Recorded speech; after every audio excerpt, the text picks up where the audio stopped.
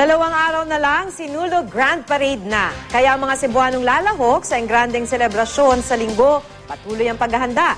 Maigpit na rin ang seguridad doon. Live mula sa Cebu City, makibalita tayo kay Greggy Magdadaro ng GMA Cebu.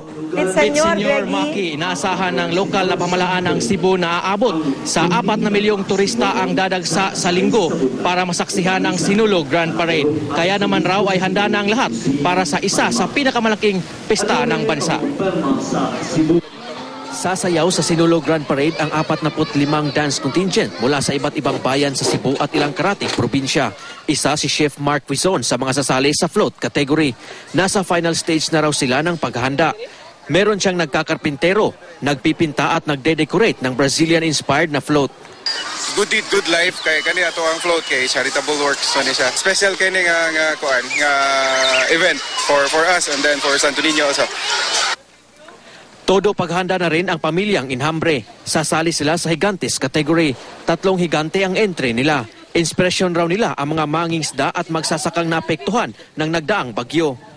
Mintas nga hanap ko'y kusog, may lawas, ako yun siyang ihatag sa pagtanaad, makayin mo dito sa ganti. Bilang bahagi pa rin ng pista ng Senior Santo Niño, ginanap sa Mandawi City ang Panagtagbo Festival. Dito isinagawa ang traslasyon o ang pagkikita ng imahe ni Senior Santo Niño, Birhing Maria at Senior San Jose. Ginagawa ito bago ang fluvial procession ng Santo Niño mula sa Owanuar papuntang Pier 1 ng Cebu City. Kaninang alas 4 ng madaling araw naman, isinagawa sa Cebu City ang Walk with Mary na bahagi rin ng pista. Libo-libong deboto ang sumali sa prosesyon. Maayo ginay deboto gyud. Wala kay murag gaan ang imong panguan ba. Nagdaos din ang misa sa Basilica Santo Niño. Mas mahigpit na seguridad naman ang umiiral ngayon sa Cebu. Partikular na tinutukan ang mga insidente ng pagnanakaw. Kahapon nakahuli ang pulisya ng 4 na babaeng hinihinalang magnanakaw. Nakatanggap daw ng intelligence report ang pulisya na miyembro ang 4 ng isang sindikato. Modus daw nila makipagsiksikan sa mga manonood sa pista para makapagnakaw.